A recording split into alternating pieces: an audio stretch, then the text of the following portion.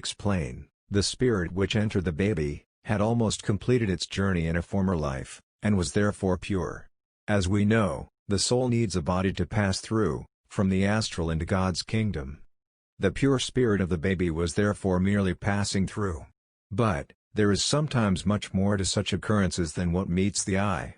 The parents of the baby had sins to reap, and therefore created a body, that merely served as a door for a perfect soul to pass through. Some babies will remain in the body for a few hours, months, and sometimes even a few years. It all depends on what their duties are. There could be a few other reasons why the perfect soul took on the human body. But, I merely want to explain the basics of how the rule of karma is implemented by nature's law. Many other things could have happened to the parents to reap their sins.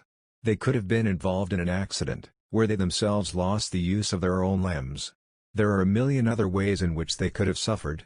Some people turn against God because they do not understand how the laws of the universe were structured by God. Parents who understand their journey, will shed a tear for not having had the time to learn to know their baby a little better. This is normal. But they should be pleased for having prepared a body for such a pure spirit to enter into God's kingdom. Also, children who leave the body in the years of their youth, are sometimes very advanced spirits as well. Parents should listen to their children, and not always force them into what they want them to believe. The child's spirit might be thousands of years more advanced than that of the parents. They might lose valuable information by ignoring them. God helps us advance considerably when old spirits are born into our families. Wise spirits are merely borrowed to us for a period. I am not only referring to wise spirits being born into our families. Absolutely any wise spirit crossing our path is priceless to know. Reaping our karma. God is not looking down on us from some golden throne, allowing good or bad things to happen to us on His command. Yes, God created the universe and set the rules, but we are responsible for our own pain or happiness. God is trying His best to help us set the soul free, not punish us. We are the ones breaking the rules, and we are causing all the pain and hardship to come over us. Each and every game in the world has rules to abide by. We as the players know these rules, but yet break them. We are then punished, and blame everybody else for our suffering. Some blame the referee, Satan, but the referee did not make the rules either. Some committees, or bodies of the game, compiled the rules in an office around a boardroom table. This is simply how it is. The facts remain, that when we break the rules, we cannot blame the referee or the people on the board. Without rules, there would be no game. How would a football match be played, when one played with a cricket bat, another with a tennis racket, and one went into the match with his polo horse? God created the universe the way it is, and it is our choice to decide on how long we will suffer. Remember the rules: the person who jumped off the building, the person who skipped the red robot, the person who had a secret affair, the person who stole money, and the person who spoke evil about others. They all knew what the end result would be. It was not God punishing them. The human body and vessel. When our grandparents pass on, we are not as heartbroken as when our children dies. The reason for this is that people are not aware of how spirits evolve. The same spirit which was born into our baby's body, left the body of some grandfather when it passed on in a former life.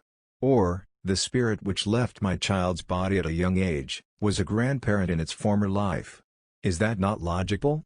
The spirit in my child grew old in many of its former lifetimes. This is nature. All spirits born into babies, are ancient spirits who left countless former bodies. There are no babies with their own new little spirits, not even in a monkey or any other life form. All spirits that are born into physical bodies on earth, simply did not complete their journeys in their past lifetimes. Spirits from the astral, needed to return in a baby body, to advance in their next life. That includes all of us. Do we reap karma after we left the body? The spirits of all beings have to leave the body at some stage. But it is extremely hard for people who do not understand life's journey, to accept the loss of a loved one. People who lose loved ones, should be happy for a spirit when it moves on. Especially if they attain God consciousness. On the other hand, let's assume one did harm others, and indulge in all the worldly pleasures. Such individuals would remain at this level, and continue being a slave to the physical mind, and senses. The problem is, that the spirit will have no physical body to partake in life's pleasures. This would cause the spirit to suffer loss. We, therefore, do suffer after we leave the body, but without cleaning our slate. We only really have the chance to conquer our flesh once we return to a physical body. Christians do not believe in reaping our sins, or that we return in a physical body. If that is what I believe, then let us answer these few simple questions. If we all had only this one lifetime, and we all started from the day we were born, with no past lives and no sin, why are we not all born healthy, in a good home where we have no need, and with good parents? Why are some babies born in a handicapped body, with parents who dump them, and others into homes of thieves and murderers who teach their children to steal and rape?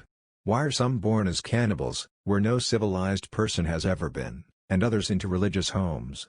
Will the one who is born in a religious home not have a much better chance of reaching God in the same lifetime as the murderer, cannibal, or the child dying in a country where there is no food? Why do some people live to be 100 years old, while another merely lives for 5 minutes? People who believe this are saying we have an unfair and cruel God. But would God not be unfair if there was no evolution, and we all had merely this one chance? Would anything in the world make any sense at all?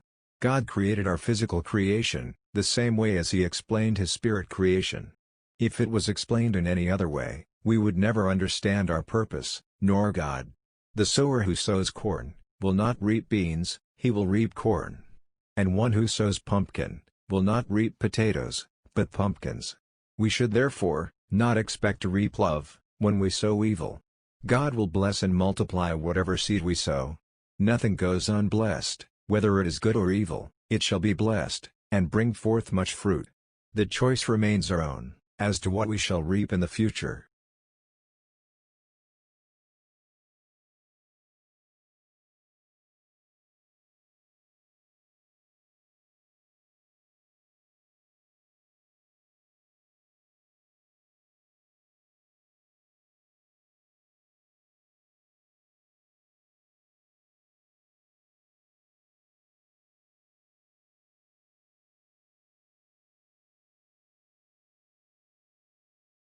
Spirits and the journey.